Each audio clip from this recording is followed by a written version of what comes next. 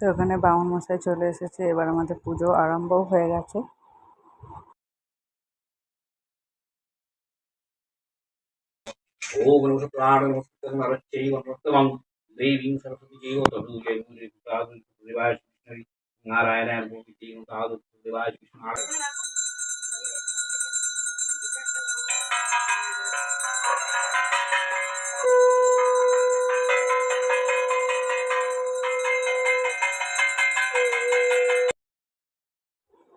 পুজো হয়ে যাওয়ার পর তারপর বিকালে 5টার সময় করে আমরা রথ নিয়ে বেরিয়েছিলাম।